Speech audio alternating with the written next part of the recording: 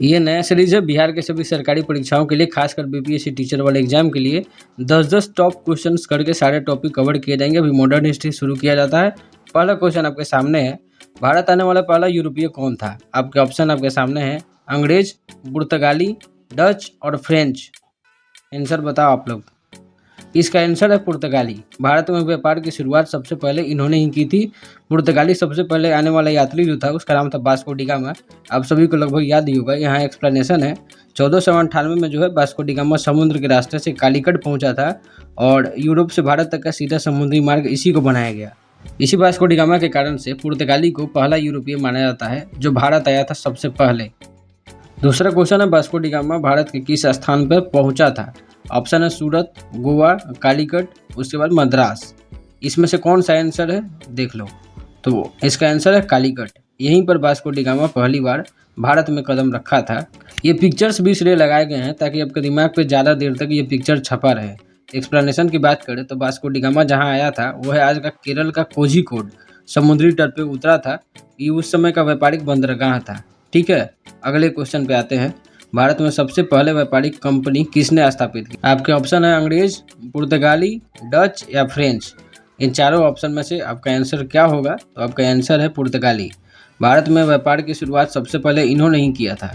ये भी पिक्चर आप लोग देखो ध्यान से। अब आंसर के साथ देखोगे तो दिमाग में छपेगा ही। एक्सप्लेनेशन की बात करें तो भारत में संगठित समुद्री व्यापार पुर्तगालियों ने ही शुरू की थी। मसाला, कपड़ा, अन्य वस्तुओं का व्यापार करते थे। ट्रिक भी देख लेना, नीचे सबके एक्सप्लेनेशन में ट्रिक दिया है। अगला क्वेश्चन है, अंग्रेजों की ईस्ट इंडिया कंपनी की स्थापना कब हुई? 1498, 1600, 1650, 1700। आपका आंसर क्या होगा आप लोग सोच लो।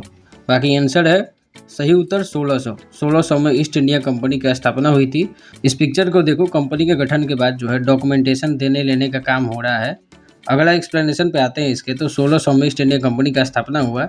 इंग्लैंड की रानी जो है व्यापार का अधिकार दी और इसका पहला उद्देश्य सिर्फ व्यापार था। बाद में ये कंपनी भारत में शासन करने लगी। अगला क्वेश्चन है, डचों ने भारत में अपनी पहली व्यापारिक कोठी कहाँ स्थापित की थी? पहली फैक्ट्री कहाँ? सूरत, मसूलीपट्टनम, मद्रास या कालीकट। तो आपका आंसर ये देखो, सही उत्तर है मसूलीपट्टनम। डचों ने यहीं पर अपनी पहली फैक्ट्री स्थापित की थी। ये पिक्चर्स भी देखो आप, यहाँ पे बहुत सारे व्यापार हो रहे हैं। पिक्चर में एक्सप्लेनेशन की बात करें तो पहली फैक्ट्री मसूलीपट्टनम में डचों ने शुरू की थी। आंध्र प्रदेश का प्रमुख बंदरगाह था। यहाँ से जो है डच मसाला और कपड़ा का व्यापार करते थे। अगला क्वेश्चन आता है, फ्रांसीसियों की पहली फैक्ट्री कहाँ स्थापित हुई थी? ऑप्शन है चंद्रनगढ़, पांडिचेरी, सूरत या फिर मद्रास। चारों में से अपना आंसर चुन लेना। अब पिक्चर के साथ आंसर है चंद्रनगढ़। फ्रांसीसियों का पहला व्यापारिक केंद्र यहीं पे था। यह व्यापार होते हुए पिक्चर्स है, सब में अलग अलग तरह का पिक्चर लगा हुआ है ताकि दिमाग में सेट करे। एक्सप्लेनेशन देखो, फ्रांसीसी पहला जो है चंद्रनगढ़ में फैक्ट्री बनाया। हुगली नदी के किनारे है। पांडिचेरी उसका मुख्य केंद्र बना और भारत में फ्रांसीसियों का प्रभाव इसके लिए बढ़ गया। अगला क्वेश्चन है, भारत में पुर्तगालियों का मुख्य केंद्र कौन सा था? मुख्य केंद्र है गोवा, मद्रास, बॉम्बे या सूरत। कौन सा आंसर होगा? अपना आंसर दिमाग में सोच लो और कमेंट कर देना। सही उत्तर है गोवा। और ये गोवा का पिक्चर्स है जो आप देख सकते हो। भारत में पुर्तगाली का मुख्य केंद्र यहीं था और पिक्चर भी दिमाग में छपेगा। एक्सप्लेनेशन देखो, गोवा पुर्तगाली का प्रशासनिक और व्यापारिक केंद्र था। 1510 में उन्होंने इसको जीत कर इसको मजबूत आधार बनाया था जहाँ से ये पूरे भारत में अपना काम करते थे। उसके बाद जो है अंग्रेजों ने पहली फैक्ट्री कहाँ स्थापित की?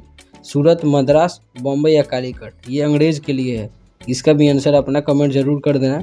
बाकी पिक्चर के साथ आंसर देख लो। ये सूरत का पिक्चर है।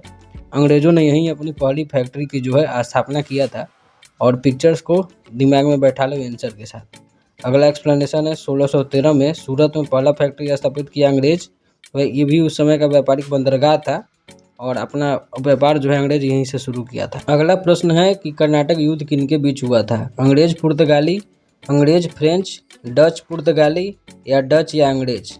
अपना आंसर कमेंट जरूर करना है। ये पिक्चर्स है, अंग्रेज और फ्रांसीसी सेना का पिक्चर दिख रहा होगा। ये कर्नाटक युद्ध का जो है सीन का एक पिक्चर दिखाया गया एआई की मदद से और इसको भी दिमाग में फिक्स कर लेना। एक्सप्लेनेशन देखो, कर्नाटक युद्ध अंग्रेज और फ्रेंच के बीच हुआ था। फ्रांसीसी के बीच सत्ता और व्यापार के लिए संघर्ष उस समय बहुत ज़्यादा हो रहा था और ये दक्षिण भारत में युद्ध हुआ था। अंग्रेज इसमें जीत गए थे। अगला क्वेश्चन है, अंग्रेजों का सबसे बड़ा प्रतिद्वंदी कौन था? ऑप्शन है पुर्तगाली, डच, फ्रेंच या स्पेनिश। ये सभी उस समय व्यापार करने भारत आए हुए थे। इसका आंसर होगा फ्रांसीसी। और अंग्रेजों का सबसे बड़ा प्रतिद्वंदी यही बन के रहे।